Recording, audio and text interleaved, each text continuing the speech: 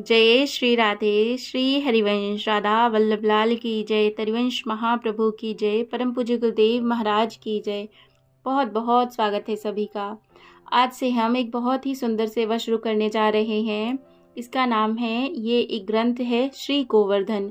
इसमें गोवर्धन की महिमा है और ब्रज की महिमा है। ब्रज कैसे प्रकट हुआ, कैसे उत्पन्न हुआ, क्या क्या हुआ, यहाँ लीलाएं और इन सब के बारे में, यहाँ की स्थलियों के बारे में हम श्रवण करेंगे। तो ये ग्रंथ है, इसे हम शुरू कर रहे हैं। तो आज जो सबसे पहला इसका अध्याय है वो है ब्रज की परिभाषा। ब्रज किसको कहते हैं, इसको आज हम सुनते हैं। तो ब्रज क्या है? संस्कृत के ब्रज शब्द से ही हिंदी का ब्रज शब्द बना है। स्कंद पुराण में महर्षि शांडिल्य ब्रज की परिभाषा व्यक्त करते हैं। उन्होंने ब्रज शब्द का अर्थ व्याप्त बतलाते हुए व्यापक ब्रह्म का ही रूप कहा है। ब्रज शब्द का अर्थ है व्याप्ति, अर्थात जो सब जगह व्याप्त है। पूर्ण रूपेण व्याप्त होने के कारण इस अद्वितीय भूमि का नाम ब्रज पड़ा है, जो सत्व, रज और तमोगुण से अतीत अर्थात परे है और पर ब्रह्म में भी इन गुणों से अतीत होकर सर्वत्र व्यापक है। इसीलिए भी इसे ब्रज कहते हैं। यह स्थान आनंदमय, प्रकाशमय और अविनाशी है, जो मुक्त जीवों की वास स्थली है। वाओ, कितनी सुंदर बात। मुक्त लोगों की, जो मुक्त हैं उन लोगों की वास स्थली है। ब्रज शब्द का अन्य अर्थ है गतिशीलता। जहाँ गायें चलती हैं और विचरण करती हैं, वह स्थान भी ब्रज कहा गया है। जहाँ नंद महाराज का निवास और गायें केंद्र हैं, वही ब्रज है। यथार्थ में देखा जाए तो ब्रज नाम गौ के कारण पड़ा है, क्योंकि जैसे ब्रज मंडल में सभी तीर्थों का वास है, ऐसे ठीक वैसे ही गौ के शरीर में भी सभी देवताओं का वास माना गया है। और गौ भगवान श्री कृष्ण को अत्यंत प्रिय है। भगवान श्री कृष्ण की समस्त लीलाओं में से ब्रजधाम की गोचारण लीला प्रधान है। वह लीला ब्रजधाम में ही संपादित होती है, अन्यत्र नहीं। वैदिक संहिताओं तथा रामायण, महाभारत आदि संस्कृत के प्राचीन धर्म ग्रंथों में ब्रज शब्द गौशाला, गोस्थान, गोचर भूमि के अर्थों में भी प्रयुक्त हुआ है। ऋग्वेद में यह शब्द गौशाला तथा गायों के खिरक के रूप में वर्णित है।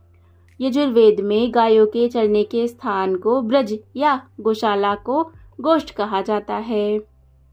शुक्ल यजुर्वेद में सुंदर सींगों वाली गायों के विचरण स्थान से ब्रज का संकेत मिलता है। हरिवंश तथा भागवत आदि पुराणों में यह शब्द गोपवस्ती के रूप में प्रयुक्त होता है। अमरकोश के लेखन ने ब्रज के 3 अर्थ प्रस्तुत किए हैं। गोष्ठ, गोष्ठ अर्थात गायों का बाड़ा। मार्ग और वृंद, झुंड। अतः यह शब्द ब्रज की आध्यात्मिकता से संबंधित है। वेदों से लेकर पुराणों तक में ब्रज का संबंध गायों से वर्णित किया गया है। चाहे वह गायों को बांधने का बाड़ा हो, चाहे गौशाला हो, चाहे गोचर भूमि हो या चाहे गोपवस्ती हो। भागवत की दृष्टि में गोष्ठ, गोकुल और ब्रज समान अर्थ वाले हैं। जय हो। पौराणिक काल से लेकर वैष्णव संप्रदायों के आविर्भाव काल तक जैसे जैसे कृष्ण आराधना का विस्तार होता गया, वैसे वैसे श्री कृष्ण के परिकरों तथा उनके लीला स्थलों के गौरव की भी वृद्धि होती गई। वैष्णवगण कहते हैं, ब्रजति गच्छति इति ब्रज, अर्थात जो चलता फिरता गतिशील है वह ब्रज है। नंद महाराज अपने गौओं, बछड़ों, परिवार और परिकरों समेत जहाँ कहीं निवास करते हैं, किए हैं, वह ब्रज कहलाता है। इसीलिए हरिवंश पुराण अनुसार श्री कृष्ण के जन्म स्थान मथुरा और उनकी लीलाओं से संबंधित मथुरा के आसपास का समस्त प्रदेश ही ब्रज अर्थात ब्रजमंडल कहा जाने लगा। आजकल मथुरा नगर सहित वह भूभाग जो श्री कृष्ण के जन्म और उनकी विविध लीलाओं से संबंधित है, ब्रज कहलाता है।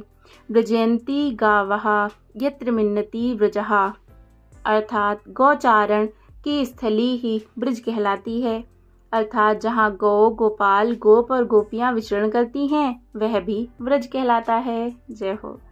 वास्तव में महिमामयी ब्रजमंडल की कथा अकथनीय है, क्योंकि इसकी महिमा गाते गाते ऋषि मुनि भी तृप्त नहीं होते। इस अद्भुत ब्रज का वर्णन भागवत में किया गया है। ब्रज के भूमिखंड कितने पवित्र हैं, जहाँ आदि भगवान मनुष्य के वेश में विचरण करते हुए अनेक लीलाएं करते हैं, जो नाना प्रकार की वनमालाओं से अद्भुत ढंग से विभूषित हैं, एवं जिनके चरण शिवजी तथा देवी रमा द्वारा पूजित हैं। वे बलराम के साथ गौवें चराते हुए अपनी वंशी बजाते हैं। भगवान श्री कृष्ण द्वारा वन गोचारण से ब्रजरज का कण कण कृष्ण रूप हो गया। तभी तो समस्त भक्तजन यहाँ आते हैं और इस पावन रज को श्रोधार्य कर स्वयं को कृतार्थ करते हैं। ब्रज का हर वृक्ष देव है, हर लता देवांगना है। यहाँ की बोली में माधुर्य है, बातों में लालिल्य है, पुराणों का सहुपदेश है। यहाँ की गति नृत्य है, कण कण में राधा कृष्ण की छवि है। दिशाओं में भगवत नाम का उच्चारण, देवलोक भी इसके समक्ष नतमस्तक है। ये ब्रज की महिमा है कि सभी तीर्थ स्थल भी ब्रज में निवास करने को उत्सुक एवं उन्होंने श्री कृष्ण से ब्रज में निवास करने की इच्छा व्यक्त की।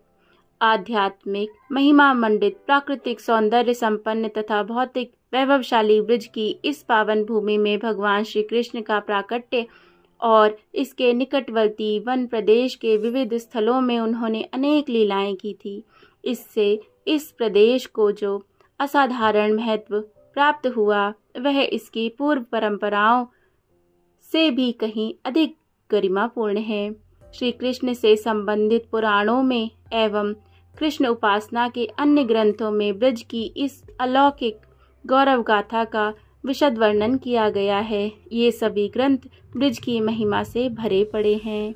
जय हो। जय जय श्री राधे। कितनी सुंदर ब्रज की महिमा है और ब्रज की महिमा को कोई गा ही नहीं सकता, क्योंकि यहाँ स्वयं भगवान श्री जी के साथ विराजित हमेशा ही रहते हैं।